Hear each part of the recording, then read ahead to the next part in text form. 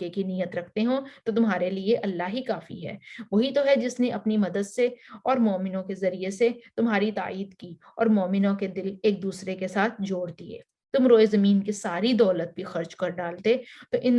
لوگوں کے دل نہ جوڑ سکتے تھے، مگر وہ اللہ ہے جس نے ان لوگوں کے دل جوڑے، یقیناً وہ بڑا زبردست اور دانا ہے۔ اے نبی صلی اللہ علیہ وآلہ وسلم، تمہارے لیے اور تمہارے پیرو اہل ایمان کے لیے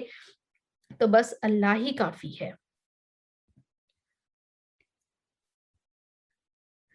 اب یہاں پہ مال اکٹھا کرنے کا، تیاری کرنے کا کہا جا رہا ہے کہ تیاری کرنی چاہیے، اور دوسرا کہا کہ آپس میں تفرقے میں نہ پڑو۔ ایک تو وہ بھی کرو لیکن صلح کے ساتھ رہنا ہے، صلح ایک دوسرے کو پرخلوص رہنا ہے ایک دوسرے کے ساتھ۔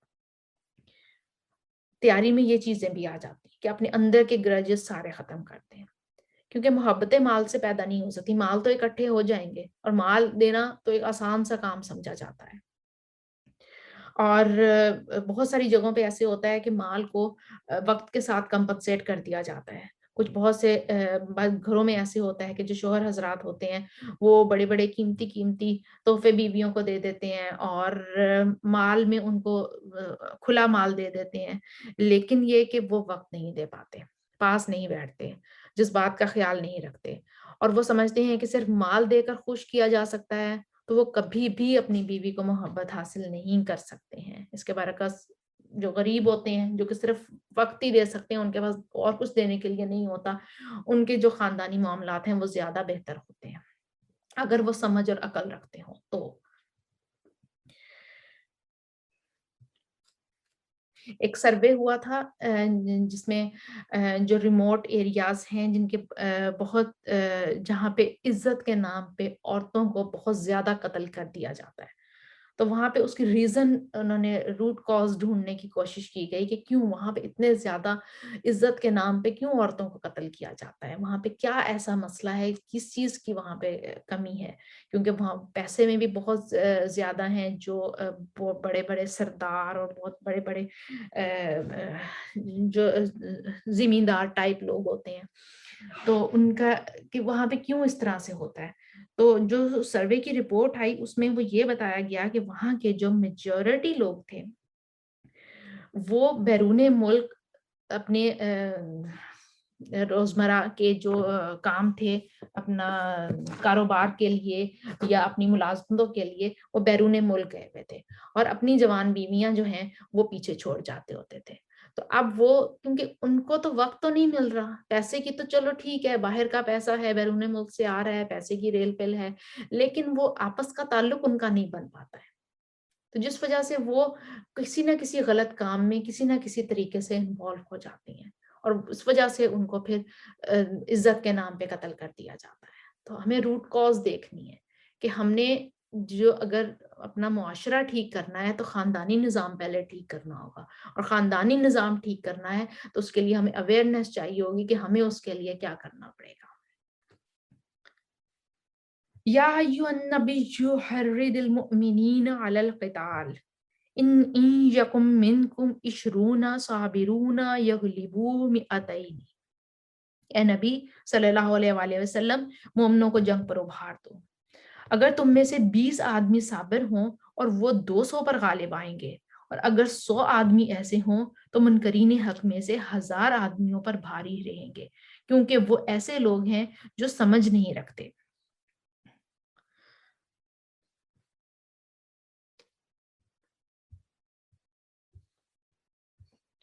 آج کل کی اسلام میں جس چیز کو قوت معنوی یا قوت اخلاقی یا مورال کہتے ہیں، اللہ تعالیٰ نے اس کو فقہ، فہم اور سمجھ بوجھ سے تعبیر کیا ہے۔ جو شخص اپنے مقصد کا صحیح شعور رکھتا ہے اور ٹھنڈے دل سے خوب سوچ سمجھ کر اس لیے لڑ رہا ہو کہ جس چیز کے لیے وہ جان کی بازی لگانے آیا ہے وہ اس کے انفرادی زندگی سے زیادہ قیمتی ہے، اور اس کے ضائع ہو جانے کے بعد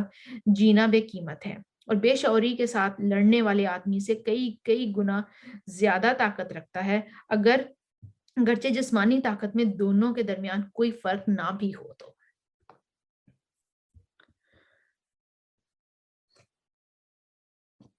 اب اللہ نے تمہارے بوجھ کو ہلکا کیا ہے، اور اسے معلوم ہوا ہے کہ ابھی تم میں کمزوری ہے، اور بس اگر تم میں سے 100 آدمی صابر ہوں تو وہ 200 پر، اور 1000 آدمی ایسے ہوں تو 2000 پر اللہ کے حکم سے غالب آئیں گے۔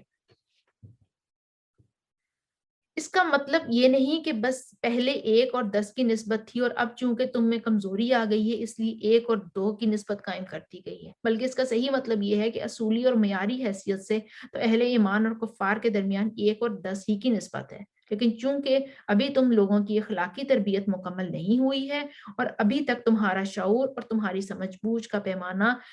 میچور نہیں ہوا ہے، اس لیے سردست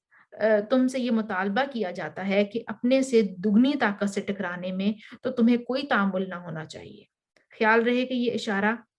6 ہجری کا ہے، جبکہ مسلمانوں میں بہت سے لوگ ابھی تازہ ہی اسلام میں داخل ہوئے تھے اور ان کی تربیت ابتدائی حالت میں تھی۔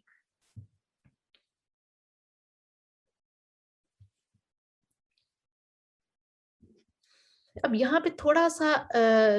ہم دیکھیں کہ اللہ نے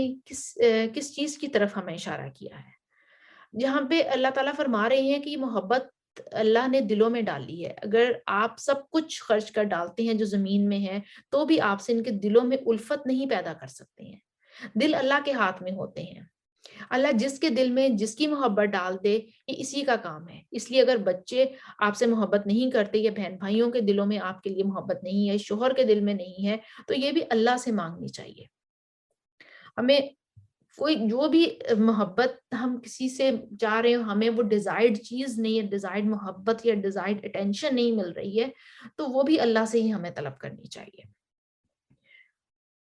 یا اللہ ان کے دلوں کو ہمارے لیے مسخر کر دے اور ہماری طرف راغب کر دے تاکہ ہم اس دنیا میں بھی اچھے اور خوشگوار تعلق میں ہو سکے، کیونکہ جب آپ کسی سے محبت کرتے ہیں اور جواب میں آپ کو وہ محبت نہ ملے تو یہ بڑی تکلیف دہ بات ہوتی ہے۔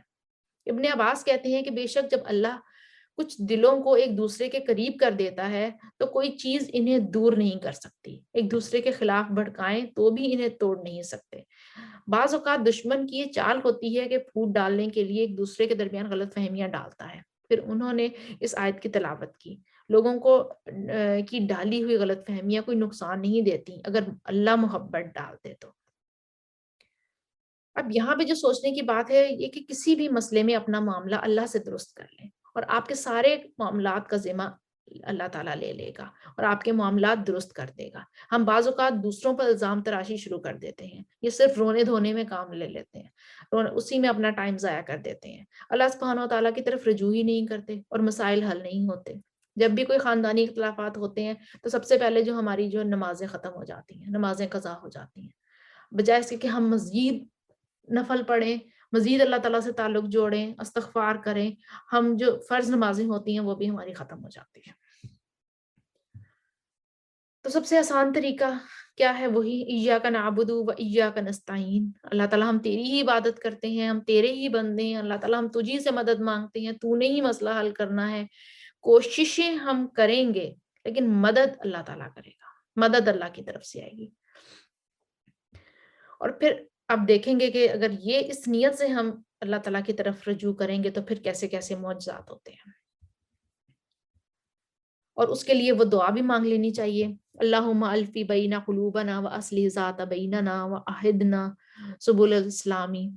کہ اے اللہ ہمارے دلوں میں الفت پیدا کر دے، ہمارے آپس کے معاملات کی اصلاح کر دے اور سلامتی کے راستوں کی طرف ہماری رہنمائی فرما دے اور ہمیں اندھیروں سے نجات دے کر نور کی طرف لے آ، اور ہمیں تمام ظاہری اور چھپی بدکاریوں سے محفوظ رکھ، اور ہمارے لیے ہمارے کانوں، ہماری آنکھوں اور ہمارے دلوں اور ہمارے زوج اور ہمارے بچوں میں برکتیں عطا فرما اور ہماری توبہ قبول فرما۔ بے شک تو بہت زیادہ توبہ قبول کرنے والا، رحم کرنے والا اور ہمیں اپنی نعمتوں کا شکر ادا کرنے والا بنا دے اور ان کی تعریف کرنے والا، ان کو قبول کرنے والا بنا دے، نعمتوں کو ہم پر کامل فرما دے۔ آپ صلی اللہ علیہ وآلہ وسلم کی دعائیں بہت جامعہ ہوتی ہیں اور یہ نبی پاک صلی اللہ علیہ وسلم کی مسنون دعا ہے، اس کو اپنے بے شک آپ روز میں شامل کر لیں، روز پڑھنے کا اس کا معمول بنا لیں اور اللہ تعالیٰ سے دعا کرتے رہیں، اللہ تعالیٰ ہماری دعاؤں کو قبول کرے اور اللہ تعالیٰ ہماری مشکلیں آسان کرے۔ ما کان لنبی ان یکون لہ اسرا حتی یسخن فی الارض کسی نبی کے لیے یہ زیبا نہیں کہ اس کے پاس قیدی ہوں جب تک کہ وہ زمین میں دشمنوں کو اچھی طرح کچل نہ دے۔ تم لوگ دنیا کے فائدے چاہتے ہو، حالانکہ اللہ کے پیش نظر آخرت ہے اور اللہ غالب اور حکیم ہے۔ اگر اللہ کا نوشتہ پہلے نہ لکھا جا چکا ہوتا تو جو کچھ تم لوگوں نے لیا ہے اس کی پاداش میں تم کو بڑی سزا دی جاتی۔ بس جو کچھ تم نے مال حاصل کیا ہے اسے کھاؤ کہ وہ حلال اور پاک ہے، اور اللہ سے ڈرتے رہو، اور یقیناً اللہ درگزر کرنے والا اور رحم فرمانے والا ہے۔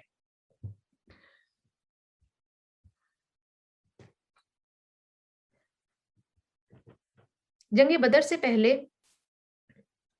سورہ محمد میں جنگ کے متعلق جو ابتدائی ہدایات دی گئی تھیں، ان میں جنگی قیدیوں سے فدیہ وصول کرنے کی اجازت تو دے دی گئی تھی، لیکن اس کے ساتھ شرط یہ لگائی گئی تھی کہ پہلے دشمن کی طاقت کو اچھی طرح کچل دیا جائے، پھر قیدی پکڑنے کی فکر کی جائے۔ اور اس فرمان کی روح سے مسلمانوں نے بدر میں جو قیدی گرفتار کیے، اس کے بعد ان سے جو فدیہ وصول کیا وہ تھا تو اجازت کے مطابق، مگر غلطی یہ ہوئی کہ دشمن کی طاقت کو کچل دینے کی جو شرائط مقدم رکھی گئی تھی، اسے پورا کرنے سے پہلے ہی مسلمان دشمنوں کو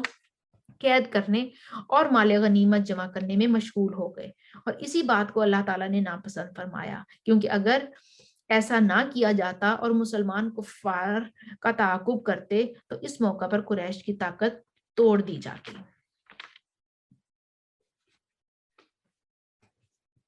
اے نبی، تم لوگوں کے قبضے میں جو قیدی ہیں ان سے کہو، اگر اللہ کو معلوم ہوا کہ تمہارے دلوں میں کچھ خیر ہے تو وہ تمہیں اس سے بڑھ چڑھ کر دے گا جو تم سے لیا گیا ہے، اور تمہاری خطائیں معاف کرے گا۔ اللہ درگزر کرنے والا اور رحم فرمانے والا ہے۔ لیکن اگر وہ تیرے ساتھ خیانت کا ارادہ رکھتے ہیں تو اس سے پہلے وہ اللہ کے ساتھ خیانت کر چکے ہیں، چنانچہ اسی کی سزا اللہ نے انہیں دی کہ وہ تیرے قابو میں آ گئے۔ اللہ سب کچھ جانتا اور حکیم ہے۔ جن لوگوں نے ایمان قبول کیا اور ہجرت کی اور اللہ کی راہ میں اپنی جانیں لڑائیں اور اپنے مال کھپائے، اور جن لوگوں نے ہجرت کرنے والوں کو جگہ دی اور ان کی مدد کی، وہی دراصل ایک دوسرے کے ولی ہیں۔ رہے وہ لوگ جو ایمان تو لے آئے مگر ہجرت کر کے دارالسلام میں آ نہیں گئے، تو ان سے تمہاری ولایت کا کوئی تعلق نہیں جب تک کہ وہ ہجرت کر کے نہ آ جائیں، یعنی کہ ان سے آپ مدد نہیں لے سکتے۔ ولایت کا عربی زبان میں حمایت، نصرت، مددگاری کا مطلب لیا گیا ہے۔ اس آیت کے سیاق و سباق میں صریح طور پر اس سے مراد وہ رشتہ ہے جو ایک ریاست کا اپنے شہریوں سے اور شہریوں کا اپنی ریاست سے اور شہریوں کے درمیان آپس میں ہوتا ہے۔ بس یہ آیت دستوری یا سیاسی ولایت کو اسلامی ریاست کی عرضی حدود تک محدود کر دیتی ہے، اور ان حدود سے باہر کے مسلمانوں کو اس مخصوص رشتے سے خارج کر دیتی ہے کہ جو مسلمان کی حیثیت سے، جو ہماری مسلم امہ کی حیثیت سے جو ہماری پہچان ہے، یہ اس ریفرنس میں آیت نازل ہوئی ہے۔ جو کچھ تم کرتے ہو اللہ اسے دیکھتا ہے۔ جو لوگ منکرین حق ہیں وہ ایک دوسرے کی حمایت کرتے ہیں، اور اگر تم یہ نہ کرو گے تو زمین میں فتنہ اور بڑا فساد برپا ہوگا۔ جو لوگ ایمان لائے اور جنہوں نے اللہ کی راہ میں گھر اور بار چھوڑے اور جدوجہد کی اور جنہوں نے پناہ دی اور مدد کی، وہی سچے مومن ہیں۔ ان کے لیے خطاؤں سے درگزر ہے اور بہترین رزق ہے۔ اور جو لوگ بعد میں ایمان لائے اور ہجرت کر کے آ گئے اور تمہارے ساتھ مل کر جدوجہد کرنے لگے، وہ بھی تم ہی میں شامل ہیں، مگر اللہ کی کتاب میں ان کے رشتہ دار ایک دوسرے کے زیادہ حقدار ہیں۔ یقیناً اللہ ہر چیز کو جانتا ہے۔ یعنی وراثت اسلامی جو اسلامی سوسائٹی ہے اس کی بنا پر نہیں بلکہ رشتہ داری کی بنا پر تقسیم ہوگی۔ جو مسلمان بھائی بھائی بن گئے، مسلمان جو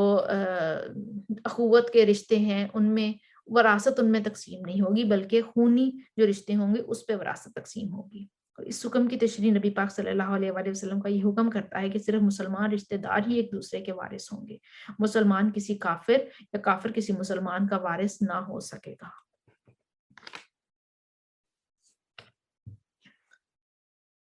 یہاں پہ جو آیت نمبر 64 میں کہا گیا کہ اللہ کس کے لیے کافی ہوتا ہے، اللہ ہی ہر کسی کے لیے کافی ہے، ان مومنوں کے لیے جو نبی پاک صلی اللہ علیہ وآلہ وسلم کی پیروی کریں۔ یاد رکھیے کہ اللہ کے احکامات کی حفاظت کریں تو اللہ کی حفاظت ملتی ہے۔